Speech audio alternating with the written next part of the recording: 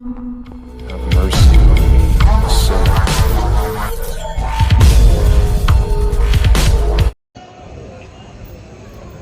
Ladies party को छोड़ दिया और जेंट्स जितने भी थे उनको मौत के घाट उतार दिया।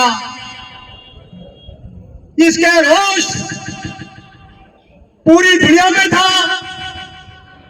हमारे हिंदुस्तान के खर्चानी जो लोग थे, हमारा आर्मी, एयरफोर्स और नेवी और जो हम यहाँ पर एक्समैन है, हमारा खून तो उसी टाइम खोल उठा था। मगर हमारी जो 140 करोड़ की आबादी हिंदुस्तान में रहती है, उनका भी खून खोल उठा था। और एक ही डिमांड थी हमारी सब लोगों की कि जिन लोगों ने ये फुसलाना हरकत की है, बेरहमी से उनका कत्ल किया गया।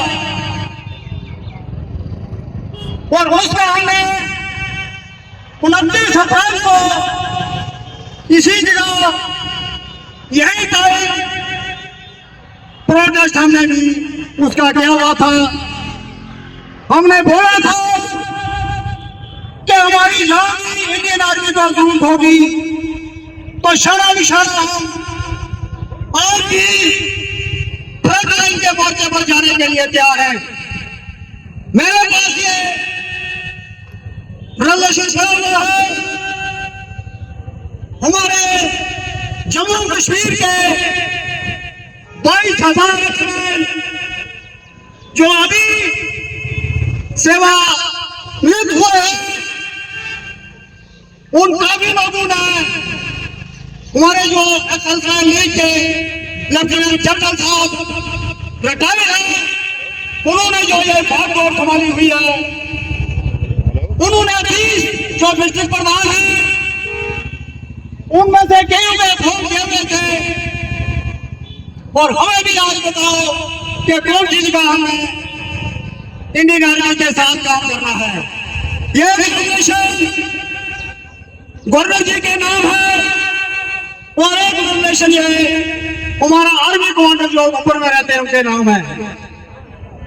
वो ये रिकमेंडेशन हमें आदेश हुआ था डिस्ट्रिक्ट प्रधान को कि अपने अपने जो गवर्नर का रेजोल्यूशन है वो डीसी साहब को सौंपना है, और जो आर्मी कमांडर के लिए रेजोल्यूशन है वो कहीं नजदीक ब्रिगेड कमांडर या जनरल साहब जो हमारे टॉप में रहते हैं उनको देना है।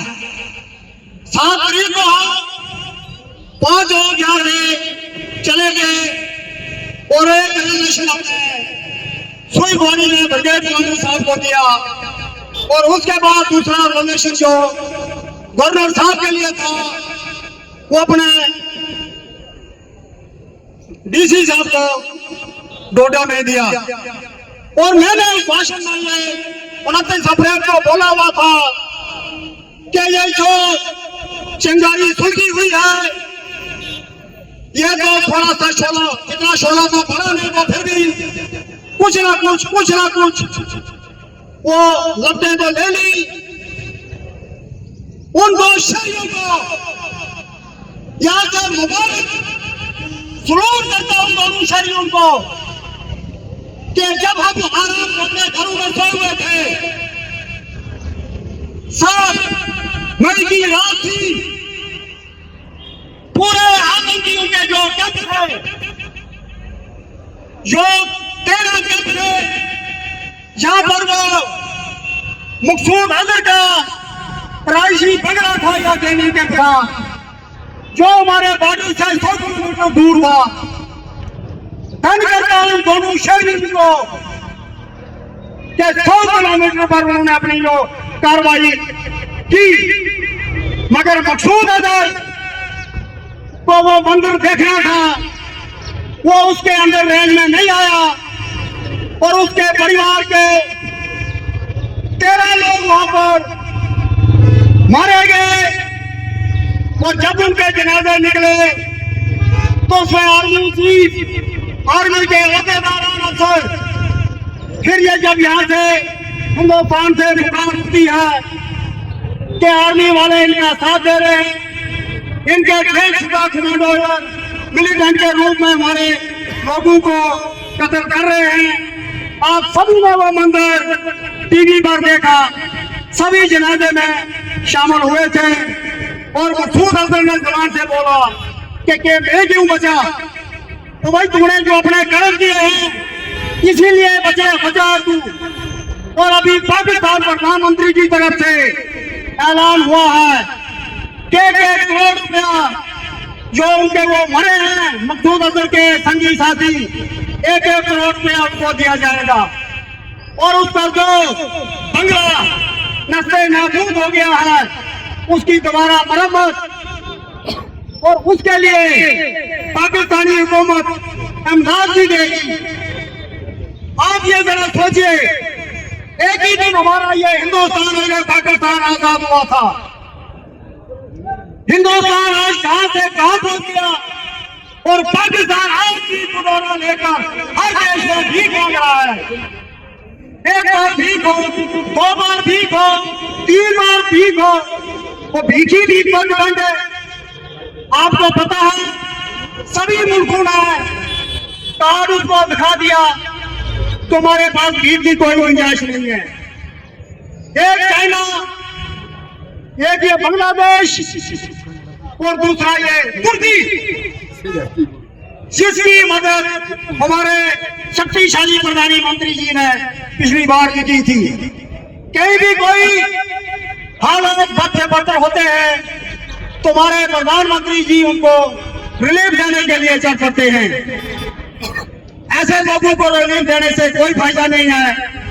और जब बात का ये सिलसिला खत्म हुआ तो पाकिस्तान की तरफ फौज की तरफ से देखिए, फिर वापस दौड़ान हरकत हमारे शहर जो पुंछ रजौरी था सिविल लोगों को निशाना बनाया, उड़ी में सिविल लोगों को निशाना बनाया। हमारी आर्मी ने भी फायर किया, एक फौज ने भी अपनी कार्रवाई की, मगर कोई बोले कि एक ही सी उनका कोई नुकसान हुआ होगा। उसके हमारी फौज उनके कई ड्रोन तो कई तबाह किए, उनमें कुछ फाइटर लड़ाकू भी हैं जिसके कुछ पायलट एक तो हमने भी देखा है, मगर मीडिया के थ्रू सुना है, सच्ची बात है या झूठी है। और भी पायलट हमारी हिंदुस्तान की कहते हैं। अभी ये तो 29 को मैंने बोला था ये ट्रेनिंग चल रहा है, अभी ये कास्टिंग है। मत सोचिए, जब हमारी सेना ने आग बंद किया तो 13 की जो मोटे मोटे ठिकाने थे वो तबाह कर दिए, जिसके लिए पाकिस्तान के जो प्रधानमंत्री थे, अपने आर्मी चीफ पाकिस्तान के थे, नींद तो कहा नहीं हमको, मगर सब देशों से साथ उन्होंने तालमेल किया और मेरी मदद के लिए गुहार लगाई, मगर किसी ने भी आगे आने से इनकार कर दिया। चाइना जो बोल रहा था वो भी चुपचाप खामोश खड़े होकर देखता था, उसने भी कोई कार्रवाई नहीं की। और हमारे जब शक्तिशाली प्रधानमंत्री जी ने जो भी आर्डर पहले से दिए हुए हैं, साफ सफाई आर्डर दिए हुए हैं कि जैसे आपने करना है वैसे कीजिए। जिससे आप ही समझ गए होंगे कभी लड़ाई ये खत्म नहीं हुई है। ये पाकिस्तान अपनी हरकतों से बाहर नहीं आएगा। वो कहते हैं कि कुत्ते की धूम टेढ़ी की टेढ़ी रह जाती है, वो कभी भी सीधी नहीं होती है। इसने फिर कभी न कभी उल्लंघन कर देना है, जिसके लिए हमारी सेना मरकू में तैयार है, उनकी भी तैयार है, मगर उनकी तैयारी और हमारी तैयारी में काफी अंतर है। अभी ये लड़ाई खत्म नहीं हुई है। जब तक लास्ट उग्रवादी लास्ट मिलिटेंट यहाँ पर खत्म नहीं हो जाता तब तक ये लड़ाई जारी रहेगी। और ये मोदी जी है, ये छोड़ने वाले नहीं है।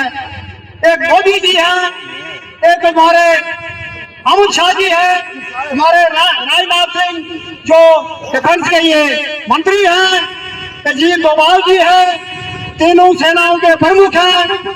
और चीफ डिफेंस जो है ये 7-8 आदमी का ये बंदा है, और ये तब तक पाकिस्तान को ये जब तक ये मिलिटेंसी खत्म नहीं कर देता है तब तक ये आराम से बैठने वाले नहीं है।